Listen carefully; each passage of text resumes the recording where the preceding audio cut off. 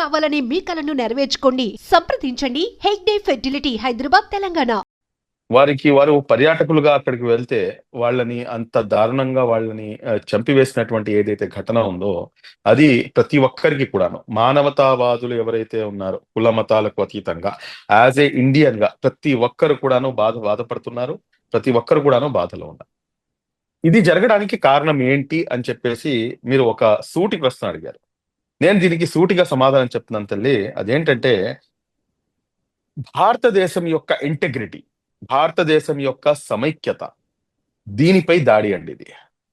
మీరు గమనిస్తే కనుక ఇన్ని సంవత్సరాల తర్వాత, ఇన్ని రోజుల తర్వాత మరలా ఎందుకు అని చెప్పేసి వీళ్ళు పంజా విసురుతున్నారు అంటే కనుక, దానికి గల కారణం ఏమిటంటే, ఇంతకు ముందు కాశ్మీర్ సపరేట్ స్టేట్ గా ఉండాలని చెప్పేసి, లేకపోతే కొంతమంది ఏమో కాశ్మీరు మేము దాయాది దేశమైనటువంటి దాంట్లో భాగస్వామ్యం అవుతామని చెప్పేసి, కొంతమంది ఏమో మాకు సపరేట్ స్టేట్ కావాలని చెప్పేసి అనేకమైనటువంటి వాదనలు వినిపించేవి. కానీ ఆర్టికల్ 370 అనేది రద్దు చేసిన తర్వాత జరిగినటువంటి పరిణామాలు, దాని తర్వాత అక్కడ జరిగినటువంటి ఉద్రిక్త పరిస్థితులు, దాని తర్వాత మొత్తం సెటరైట్ అయ్యి ఈ రోజున పరిస్థితి ఎలా ఉందంటే కంప్లీట్ గా మన అండర్ కంట్రోల్లోకి వచ్చేసింది.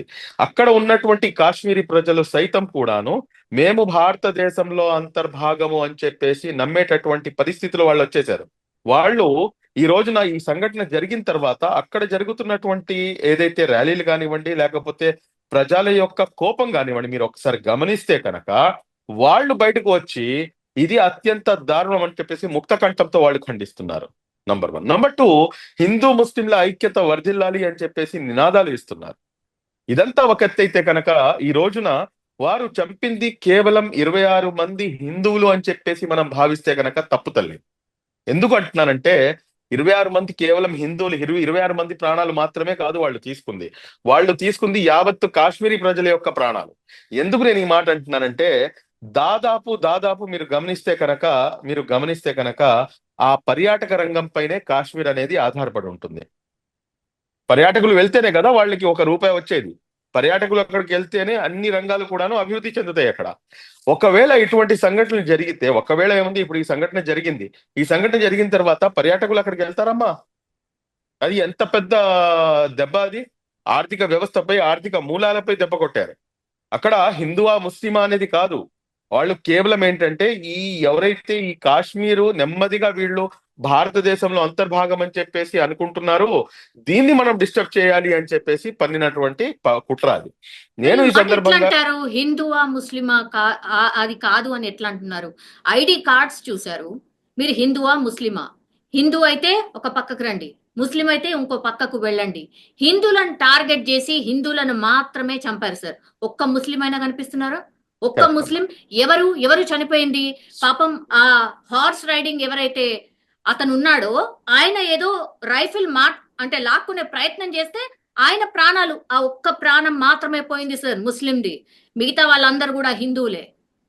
మీకు ఒక చిన్న విషయం చెప్తారమ్మా. మీరు ఒక్క ప్రాణం పోయింది, అతను లాక్కునే ప్రయత్నం చేశారు అంటున్నారు. కానీ నా దగ్గర ఉన్నటువంటి వాస్తవాలు, అది కూడాను నేషనల్ మీడియాలో ప్రచురితమైనటువంటి వాస్తవాలు, యావత్తు మీడియా మొత్తం కూడాను చూపించినటువంటి వాస్తవాలు ఏమిటంటే, ఆ వ్యక్తి అనేక మంది ప్రాణాలను కాపాడుతూ అతను చనిపోయాడు.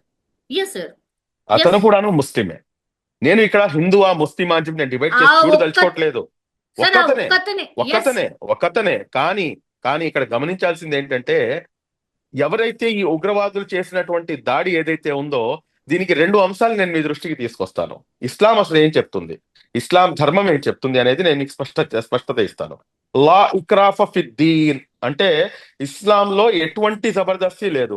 మీరు చెప్పిన విధంగా వాళ్ళు ముష్కరులు ఏం చేశారు, మీకు కలమా వచ్చా, మీరు కలమా వస్తే మీరు కలమా చదవండి, లేదంటే కనుక నువ్వు హిందువా ముస్లిమా అని చెప్పేసి అతన్ని ఐడెంటిఫై చేసి మరీ చంపారు. అసలు జబర్దస్తియే లేదు ఇస్లాంలో. అలాంటప్పుడు నువ్వు ఏ రకంగా చంపుతావు? ఒకటి, నువ్వు జబర్దస్తి చేసావు, లా ఇక్రాఫ ఫిద్దీన్ అని చెప్పేసి ఖురాన్ అంటుంది, ఇస్లాంలో జబర్దస్తి లేదు అని చెప్పేసి నువ్వు నాన్ ముస్లిం అయిపోయావు నువ్వు. నంబర్ 1. నంబర్ 2, ఏదైతే అమాయకమైనటువంటి ప్రజలను నువ్వు కాల్చి చంపావో, ఖురాన్ చాలా స్పష్టంగా ఇస్తున్నటువంటి ఉపదేశము 5వ అధ్యాయం 32వ వాక్యం, సూరే అల్-మైదా అంటారండి. అందులో చెప్తున్నటువంటి వాక్యం ఏంటంటే, ఒక అమాయకమైనటువంటి ప్రజల యొక్క ప్రాణాలను కనుక నువ్వు హరిస్తే, నువ్వు యావత్తు మానవాళి యొక్క ప్రాణాలను హరించినట్టే. అదే విధంగా ఒక అమాయక ప్రజల యొక్క ప్రాణాలను నువ్వు కాపాడితే కనుక యావత్తు మానవాళిని కాపాడినట్టే అని చెప్పేసి. సార్ మరి వన్ అలాంటప్పుడు బేసిక్ క్వశ్చన్ సార్, వన్ ఈ బేసిక్ క్వశ్చన్ యధవులు సార్. ఎవరైతే ఉన్నారో వీళ్ళు ముస్లింలు అని చెప్పేసి వాళ్ళ క్లెయిమ్ ఎలా చేస్తారండి? వాళ్ళు ఖురాన్ కి వ్యతిరేకంగా పనిచేశారు. ఏదైతే ఇస్లాం ప్రతి ధర్మం ఉందో, ముస్లిం సార్ ప్రతి ముస్లిం ఖురాన్ చదువుతారా సార్? ఏ ఏజ్ నుంచి చదువుతారు సార్? ప్రతి ముస్లిం ఖురాన్ చదువుతాడా అంటే కనుక ప్రతి ముస్లిం ఖురాన్ చదవాలి అంటాను నేను. చదువుతారా చదవరా? చదువుతారు, ఖచ్చితంగా ఏ చదువుతారు. ఏజ్ నుంచి సార్? సార్ ఏ ఏజ్ నుంచి సార్? ఆ, మీకు ఇప్పుడు నా పిల్లలు ఉన్నారమ్మా. నా పిల్లలు అయితే నాకు 4th క్లాస్ నుంచి, అంటే వాళ్ళ అక్షరాభ్యాసమే ఖురాన్ తో మొదలు పెడతాము. అచ్చా, ఓకే. సో అక్షరాభ్యాసమే ఇప్పుడు ఖురాన్ తో దాడి చేస్తాం. చేసిన వాళ్ళు కూడా డెఫినెట్లీ ఖురాన్ చదివే ఉంటారుగా మీరు అన్నట్టుగా. అవునమ్మా. ఖురాన్ ఏం చెప్తోంది, దానికి అపోజిట్ గా ఎట్లా చేస్తారు మరి? ఎస్, అంతా ఖురానే కదా, ఎట్లా అవునమ్మా. చేసిండ్రు ఇప్పుడు మరి? ఒక సమాజంలో ఇప్పుడు దొంగలు కేవలం ముస్లింలలోనే ఉన్నారా, లేకపోతే ఒక మతంలోనే ఉన్నారా? రేపిస్టులు, మర్డరిస్టులు, మానభంగాలు చేసేవాళ్ళు, సార్ డకాయిట్లు వాళ్ళు కామనైజ్ చేయకండి సార్. కామనైజ్ కాదమ్మా. మీరు yes sir. ఒకటి ఇక్కడ గమనించాల్సింది ఏంటంటే అన్ని సమాజాల్లో కూడాను దరిద్రులు ఉంటారు. వాళ్ళు చేసినంత మాత్రాన అది మొత్తం సమాజంపై ఆపాదించడం అనేది తప్పు అంటున్నాను. వాళ్ళు చేసింది 100% తప్పు, క్షమించరాని నేరము. వాళ్ళని ఊచకోత కోయాలి, వాళ్ళని నడి రోడ్డుపై నుంచోపెట్టి వాళ్ళని బుల్లెట్స్ తో కాల్చి చంపాలి, వాళ్ళని బహిరంగంగా ఉరి తీయాలి అని చెప్పేసి ముస్లిం సమాజం కోరుతుంది. మేము డిమాండ్ చేస్తున్నాము. అందులో ఎటువంటి అతిశయోక్తి లేదు. కానీ ఆ నింద మొత్తం యావత్తు సమాజంపై మీరు మోస్తారంటే కనుక అది సమంజసం కాదు కదా. చంపినవాడు ముస్లిము, కాపాడినవాడు ఒక ముస్లిం ఉన్నాడు అక్కడ. మరి అలాంటప్పుడు ఆ ముస్లిం ఎందుకు కాపాడాడు? వాడు నిజమైనటువంటి ఏదైతే ఆ మానవతావాది ఉందో వాళ్ళలోంచి అది బయటకు వచ్చాడు. వీళ్ళు ఎవరైతే ఉన్నారో, ఈ దరిద్రులు ఎవరైతే ఉన్నారో, 26 members versus 1 సార్. ఎగ్జాక్ట్లీ అమ్మా. నేను కాదనట్లేదు, నేను వ్యతిరేకం కాదు. అది తప్పు అని చెప్పే నేను ఖండిస్తున్నాను. కానీ ఒక్క ప్రాణమైనా గానీ 26 ప్రాణాలైనా గానీ ఏదైనా గానీ ఒక అమాయకమైనటువంటి ప్రాణాన్ని హరించడం అనేది తప్పు. ఇందులో ఎటువంటి అతిశయోక్తి లేదు. అది కూడాను ఇస్లాం ధర్మం పేరు చెప్పి మరి ఆ పని చేయటం అనేది తప్పు. ఏదైతే ఈ పాకిస్తానీ ఉగ్రవాదులు చేస్తున్నటువంటి ఈ దుశ్చర్యలు ఉన్నాయో వారు ఎందుకు చేస్తున్నారు అనేది మనం గమనించాలి. ఈ సమయం మన దేశానికి కావాల్సింది హిందువా, ముస్లిమా, లేకపోతే కాంగ్రెసా, బీజేపీయా, నువ్వు ఆర్ఎస్ఎస్ఆ, లేకపోతే ఏ జమాత్తో సంబంధం ఉంది, నువ్వు క్రైస్తవుడువా, నువ్వు సిక్కువా, నువ్వు హిందువా కాదు. మనం విఆర్ ఇండియన్స్ అన్న ఏకైక నినాదాన్ని తీసుకొని ముందుకు వెళ్లాల్సినటువంటి అవసరం ఉంది. ఈ రోజున పాకిస్తాన్ ఉగ్రవాదులు చేసినటువంటి చర్యను మనం దానికి ఇక్కడ ఉన్నటువంటి ముస్లింలపై మనం ఆపాదిస్తామంటే కనుక అది ఏమాత్రం కూడాను సహేతుకం కాదు అన్న సంగతి గమనించాలి అంటున్నాను నేను. సార్ ఎప్పుడైనా మీరు జమ్మూ కాశ్మీర్ వెళ్ళినరా? ఎస్పెషల్లీ ఈ ప్లేస్ కి వెళ్ళాను. ఎట్లా ఎంట్రీ ఇచ్చి ఉంటారు లోపలికి? How come? మీరు చాలా వ్యాలిడ్ క్వశ్చన్ అడుగుతున్నారు. మీరు చాలా వ్యాలిడ్ క్వశ్చన్ అడుగుతున్నారు. మీ క్వశ్చన్ కి నేను ఎలా ఎంటర్ అయ్యాను ఏంటి అనేది దాని సమాధానం మీకు కూడా తెలుసు. కానీ మీరు ఎందుకు అడుగుతున్నారనే దీంతో నేను మీకు ఆన్సర్ ఇస్తున్నాను. చూడండి అమ్మా, 2000 మంది పర్యాటకులు ఉన్నారు అక్కడ. నేను ఎవరిని నిందించట్లేదు, నేను ఏ పార్టీ పేరు తీసుకోను. కానీ let us come to the common sense point. 2000 మంది పర్యాటకులు అక్కడ ఉంటే కనుక నేను అక్కడికి వెళ్ళినప్పుడు నాకు ప్రతి కిలోమీటర్కి ఆర్టికల్ 370 తీసేసిన ఐ థింక్ 1.5 month తర్వాత నా విజిట్ ఉంది. నేను పర్టికులర్ గా వెళ్ళాను అసలు ఏంటి అక్కడ పరిస్థితి అని చెప్పేసి. అప్పుడు ఉన్నటువంటి పరిస్థితి ఏంటంటే ప్రతి అడుగు వేస్తే ఆర్మీ దళాలు పూర్తిగా ఆక్యుపై చేసుకొని వాళ్ళు పూర్తిగా సెక్యూరిటీగా ఉన్నారు. కానీ ఇది కంటిన్యూస్ ప్రాసెస్. కాశ్మీర్ అంటే కొంచెం ఈ విధంగా ఉంటుంది కాబట్టి, అది కాకుండా పర్యాటకులు వస్తారు కాబట్టి అక్కడ సెక్యూరిటీ అనేది చాలా ఎక్కువగా ఉంటుంది. మరి అలాంటప్పుడు ఏదైతే ఈ సంఘటన జరిగిందో ఆ సంఘటన జరిగిన ప్రాంతం నుంచి ఏదైతే మెయిన్ సిటీ ఉందో అది 250 కిలోమీటర్ల లోపలికి వెళ్ళాలి. అంత లోపలికి వెళ్ళడానికి అక్కడ 2000 మంది పర్యాటకులు ఉంటే అక్కడ ఉన్నటువంటి సెక్యూరిటీ ఏంటమ్మా? నేషనల్ మీడియాలో ఒక మీడియా ఛానల్లో కూర్చొని ఇంకో మీడియా పేరు తీసుకోకూడదు కాబట్టి నేను పేరు తీసుకోవట్లేదు. ఒక ప్రముఖ నేషనల్ మీడియాలో ఒక రిపోర్టర్ రిపోర్టింగ్ చేస్తూ అత్యంత దారుణమైనటువంటి సెక్యూరిటీ ఇక్కడ ఉంది, ఇక్కడ సెక్యూరిటీ అసలు ఏ మాత్రం లేదు, ఇది అత్యంత దారుణం అని చెప్పేసి అతను కూడాను రిపోర్ట్ చేయడం జరిగింది. నేను ఇక్కడ ఒకళ్ళని నేను తప్పు పట్టట్లేదు. నేను ఇక్కడ చెప్తుంది ఏంటంటే మా తప్పుల్ని కూడాను మేము సరిదిద్దుకోవాల్సినటువంటి అవసరం ఉంది అని చెప్పేసి నేను చెప్తున్నాను అంతే. ఏదో రకంగా ఎవరైతే ఈ ముష్కరులు ఉన్నారో వాళ్ళు ఏదో ఒక మార్గం ద్వారా ఎంటర్ అయి ఉంటారు కదా. వాళ్ళు అంత ఈజీగా ఎలా ఎంటర్ అయ్యారు? ఎవరు వాళ్ళకి సహకరించారు? ఎవరు ఎవరు ఎవరు వాళ్ళకి సహకరించి ఉంటారు సార్?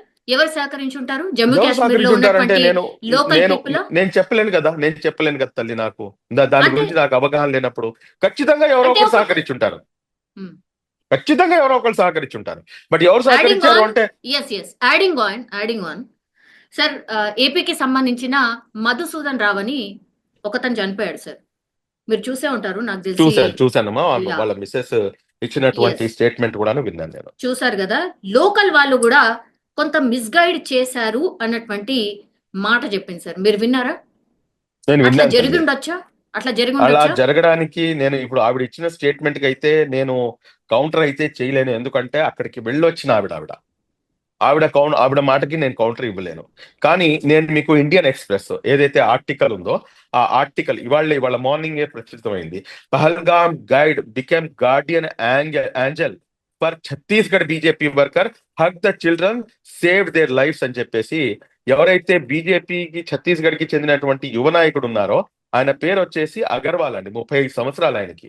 ఆయన ఇచ్చినటువంటి స్టేట్మెంట్ ఇండియన్ ఎక్స్‌ప్రెస్ ఆర్టికల్లో వచ్చింది. ఈ వ్యక్తి ఎవరైతే ఉన్నాడో ఈ కాశ్మీర్ కి చెందినటువంటి వ్యక్తి ఇతను మా యొక్క ప్రాణాలను కాపాడాడు అని చెప్పేసి ఎస్, ఇస్తున్నటువంటి స్టేట్మెంట్. 11 మంది ప్రాణాలు ఐ థింక్. ఉండవచ్చు. నేను కాదు అని చెప్పేసి నేను చెప్పను. Maybe Hmm. కొంతమంది ఏమైనా చేసి ఉండవచ్చు, లేకపోతే జరగవచ్చు. కానీ ఈ అంశం జరిగిన తర్వాత మీరు చూడండి కాశ్మీర్ లో బయటకు వచ్చి ప్రజలు చేస్తున్నటువంటి నినాదాలు ఏమిటి, వారు చేస్తున్నటువంటి అంశం ఏంటి అనేది కూడాను ఒకసారి క్షుణ్ణంగా గమనించండి. ఇంతకు ముందు గతంలో మనం ఇది చూసామా?